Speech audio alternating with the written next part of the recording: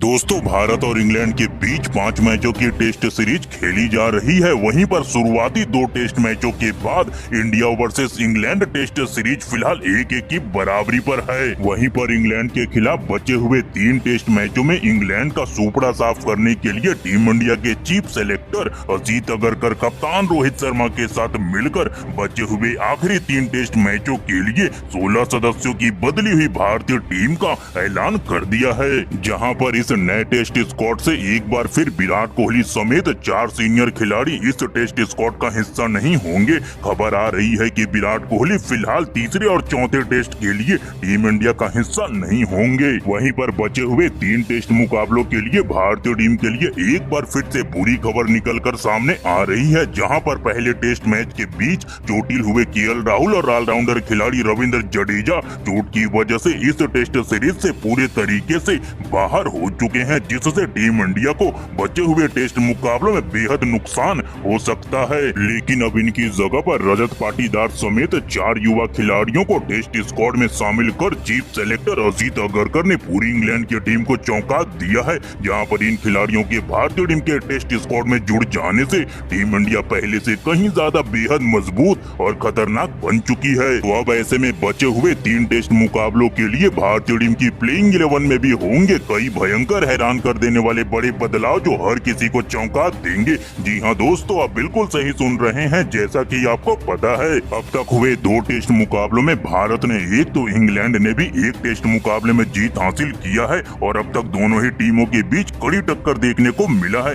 ऐसे में बचे हुए 3 टेस्ट मैचों को जीतने के लिए दोनों ही टीमें एड़ी चोटी का जोर लगाते दिखेंगे, जिस वजह से हमको एक बेहद रोमांचक मुकाबला देखने को मिलेगा। तो दोस्तों, इस वीडियो में हम आपको बताने वाले हैं भारत और इंग्लैंड के बीच बचे हुए 3 मुकाबलों का क्या होने वाला है पूरा शेड्यूल। वहीं पर भारत और इंग्लैंड के बीच बचे हुए 3 टेस्ट मुकाबलों के लिए चीफ सेलेक्टर अजीत अगरकर ने कौन कौन से 16 खतरनाक खिलाड़ियों को अपने स्क्वाड में दी है जगह। वहीं पर इसके अलावा भारत और इंग्लैंड के बीच आज तक खेले गए टेस्ट मुकाबलों के क्या कहते हैं आंकड़े। तो इन आंकड़ों के लिहाज से दोनों में से कौन सी टीम किस पर नजर आती है ज्यादा भारी। वहीं पर तीसरे टेस्ट मुकाबले के लिए क्या हो सकती है टीम इंडिया की सबसे बेस्ट घातक और खतरनाक प्लेइंग 11। वहीं पर इसके अलावा भारत और इंग्लैंड के बीच खेले जाने वाले इस टेस्ट सीरीज से जुड़े कई जरूरी और अहम बातें जिसे जानना आपके लिए बन जाता है बेहद जरूरी। लेकिन उससे पहले दोस्तों, आप हमारे वीडियो में नए हो तो भारतीय टीम से जुड़े हर छोटे बड़े बदलते अपडेट से अपडेटेड रहने के लिए चैनल को सब्सक्राइब, वीडियो को लाइक और शेयर करना बिल्कुल ना भूलें। तो दोस्तों, सबसे पहले बात करते हैं भारत और इंग्लैंड के बीच बचे हुए 3 टेस्ट मैचों के पूरे शेड्यूल की। तो 2 टेस्ट मुकाबले होने के बाद तीसरा टेस्ट का मुकाबला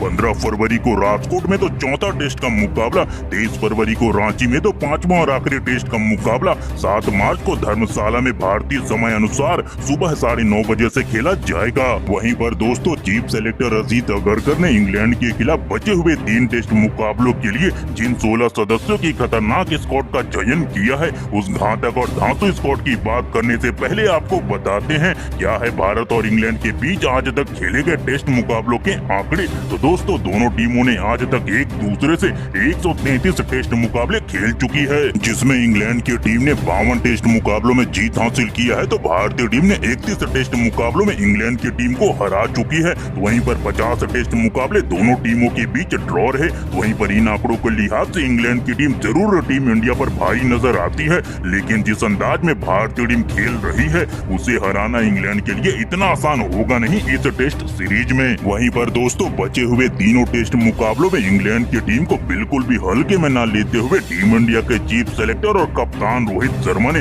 जिन 16 सदस्यों की स्क्वाड का चयन किया है उसमें 3 ओपनर बल्लेबाजों को मौका दिया है। तो इस स्क्वाड के पहले ओपनर बल्लेबाज के तौर पर रजत पाटीदार को शामिल किया गया है। दूसरे टेस्ट मुकाबले में डेब्यू करने वाले रजत पाटीदार ने अपने दोनों पारियों में 41 रन बनाए थे। ऐसे में अगर इनको टीम का हिस्सा बने रहना है तो मौका मिलने पर बड़ी पारियां रजत पाटीदार को खेलना होगा। वैसे रजत पाटीदार को अगर प्लेइंग 11 में खेलने का मौका मिलता है तो मिडिल ऑर्डर में बल्लेबाजी करेंगे, भले ही वो ओपनर बल्लेबाज हैं। वहीं पर दोस्तों इस स्क्वाड में दूसरे सलामी बल्लेबाज के तौर पर भारतीय टीम के कप्तान हिटमैन रोहित शर्मा को दिया गया है मौका। रोहित शर्मा ने जरूर इस टेस्ट सीरीज में अब तक शानदार कप्तानी की है, लेकिन बल्ले से अब तक दोनों ही टेस्ट मुकाबलों में फ्लॉप नजर आए हैं, जहां पर अब तक अपने 4 इनिंग में केवल 90 रन बनाए हैं। वहीं पर उनसे जरूर तीसरे टेस्ट मुकाबले में एक बड़ी पारी की उम्मीद होगी। वैसे दोस्तों आपको क्या लगता है, रोहित शर्मा तीसरे टेस्ट मुकाबले में बड़ा शतक जड़ सकते हैं या फिर नहीं? वहीं पर दोस्तों इस स्क्वाड में तीसरे और आखिरी सलामी बल्लेबाज के तौर पर बाएं हाथ के यशस्वी जायसवाल को शामिल किया गया है। अब तक यशस्वी जायसवाल का यह टेस्ट सीरीज कमाल का जा रहा है, जहां पर दूसरे टेस्ट मुकाबले में यशस्वी जायसवाल ने अपने टेस्ट करियर का पहला दोहरा शतक जड़ते हुए 209 रनों की एक बेहतरीन पारी खेली थी। अब तक पिछले 2 टेस्ट मुकाबलों में इंग्लैंड के गेंदबाजों की जमकर धुनाई करते हुए 321 रन विस्फोटक स्ट्राइक रेट से बनाया है, जो कि बतौर सलामी बल्लेबाज यशस्वी जायसवाल के बेहतरीन आंकड़े हैं। वैसे दोस्तों आप कमेंट कर बताओ, टेस्ट मुकाबलों में यशस्वी जायसवाल, रोहित शर्मा और रजत पाटीदार में ज्यादा खतरनाक ओपनर बल्लेबाज है कौन? वहीं पर 16 सदस्यों की इस स्क्वाड में 3 ही मिडिल ऑर्डर के बल्लेबाजों को शामिल किया गया है। तो इस स्क्वाड के पहले मिडिल ऑर्डर बल्लेबाज के तौर पर श्रेयस अय्यर को शामिल किया गया है। पिछले 2 टेस्ट मुकाबलों में 4 पारियों में केवल अय्यर ने 104 रन ही बनाए हैं, तो अब उनके ऊपर बचे हुए टेस्ट मुकाबलों में रन बनाने का दबाव काफी ज्यादा होगा। वहीं पर इस स्क्वाड में दूसरे मिडिल ऑर्डर बल्लेबाज के तौर पर शुभमन गिल को शामिल किया गया है। काफी समय से आउट ऑफ फॉर्म चल रहे शुभमन गिल का बल्ला दूसरे टेस्ट मुकाबले के दूसरे इनिंग में इंग्लैंड के सामने 104 रनों की बेहतरीन मैच जीताऊ पारी खेली थी। वहीं पर अब देखना होगा बचे हुए टेस्ट मुकाबलों में अपने फॉर्म को कंटिन्यू कर सकते हैं या फिर नहीं शुभमन गिल। वहीं पर इस स्क्वाड में तीसरे और आखिरी मिडिल ऑर्डर बल्लेबाज के तौर पर घरेलू क्रिकेट में अपनी बल्लेबाजी से सनसनी मचाने वाले बल्लेबाज सरफराज खान को शामिल किया गया है। वहीं पर अगर प्लेइंग 11 में सरफराज खान को खेलने का मौका मिलता है तो देखने वाली बात होगी घरेलू क्रिकेट के फॉर्म को कितना बरकरार रख सकते हैं डेब्यू मुकाबले में सरफराज खान। वहीं पर दोस्तों 16 सदस्यों की इस स्क्वाड में 2 युवा विकेट कीपर बल्लेबाजों को दिया गया है मौका। तो इस स्क्वाड में पहली बार पहले विकेट कीपर के तौर पर ध्रुव जुरेल को शामिल किया गया है। इनको पर लगता नहीं है कि प्लेइंग 11 में खेलने का मौका मिलेगा, और अगर प्लेइंग 11 का हिस्सा जुरेल होते हैं तो टेस्ट में उनका डेब्यू होगा। वहीं पर इस स्क्वाड में दूसरे विकेट कीपर बल्लेबाज के तौर पर शिखर भरत को शामिल किया गया है। शिखर भरत का बल्ला भी हमेशा की तरह इस टेस्ट सीरीज में अब तक खामोशी रहा है, जहां पर 2 टेस्ट मुकाबलों में 4 इनिंग में इनके बल्ले से केवल 92 रन ही निकले हैं। तो ऐसे में तीसरे और बचे हुए टेस्ट मुकाबलों में इनके ऊपर रन बनाने का काफी ज्यादा दबाव होगा। वहीं पर दोस्तों 16 सदस्यों की इस स्क्वाड में 3 ऑलराउंडर खिलाड़ियों को शामिल किया गया है। तो इस स्क्वाड के पहले ऑलराउंडर खिलाड़ी के तौर पर वॉशिंगटन सुंदर को शामिल किया गया है। अगर वॉशिंगटन सुंदर के टेस्ट मुकाबलों में आंकड़ों पर नजर डालें तो 4 टेस्ट मुकाबले खेलते हुए सुंदर ने 6 विकेट लेने के साथ बल्ले से भी लगभग 300 रन बनाए हैं। वहीं पर दोस्तों इस स्क्वाड में दूसरे ऑलराउंडर खिलाड़ी के तौर पर रविचंद्रन अश्विन को शामिल किया गया है। अब तक हुए 2 टेस्ट मुकाबलों में भले इनके बल्ले से केवल 78 रन ही निकले हों, लेकिन अपनी शानदार गेंदबाजी से इंग्लैंड के सामने 9 विकेट लेकर इंग्लैंड के बल्लेबाजों को खूब परेशान किया है। वहीं पर दूसरे टेस्ट में 3 विकेट लेकर अब तक अश्विन ने 499 विकेट टेस्ट में चटका दिए हैं। वहीं पर इस स्क्वाड में तीसरे और आखिरी ऑलराउंडर खिलाड़ी के तौर पर बाएं हाथ के अक्षर पटेल को शामिल किया गया है। अब तक इस टेस्ट सीरीज में इंग्लैंड के सामने बतौर ऑलराउंडर खिलाड़ी अक्षर पटेल ने बल्ले और गेंद दोनों से धमाल मचाया है। यहाँ पर पहले तो बल्ले से 133 रन बनाए, वहीं पर गेंदबाजी से 5 विकेट निकाले हैं। ऐसे में रविंद्र जडेजा के टीम में न होने पर अक्षर पटेल के ऊपर काफी ज्यादा दबाव होगा बचे हुए टेस्ट मुकाबलों में। वहीं दोस्तों 16 सदस्यों की इस स्क्वाड में 5 दमदार गेंदबाजों को शामिल किया गया है। तो इस स्क्वाड में पहले गेंदबाज के तौर पर तेज गेंदबाज आवेश खान को मौका दिया गया है। अब तक कोई भी टेस्ट मुकाबला ना खेलने वाले आवेश खान ने T20 और ODI में कमाल की गेंदबाजी की है। वहीं पर इस स्क्वाड में दूसरे गेंदबाज के तौर पर ऑर्थोडॉक्स स्पिनर गेंदबाज कुलदीप यादव को शामिल किया गया है। टेस्ट मुकाबलों में पूरे 1 साल के बाद वापसी करने वाले कुलदीप यादव ने इंग्लैंड के सामने दूसरे टेस्ट मुकाबले में 4 विकेट निकालकर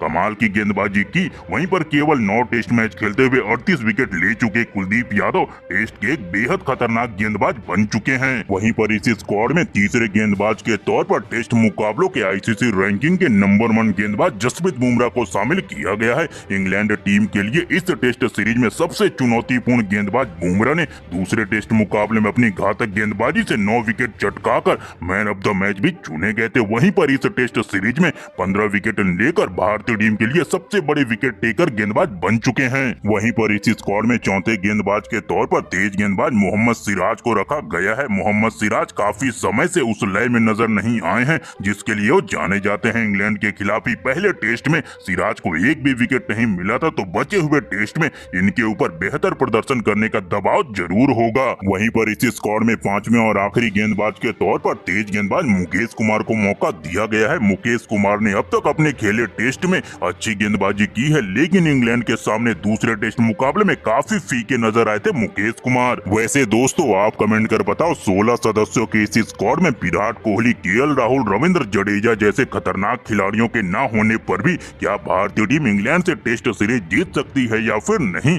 वहीं पर इसके अलावा और किस खिलाड़ी को इस स्क्वाड में खेलने का मौका चीफ सेलेक्टर अजीत अगरकर को देना चाहिए?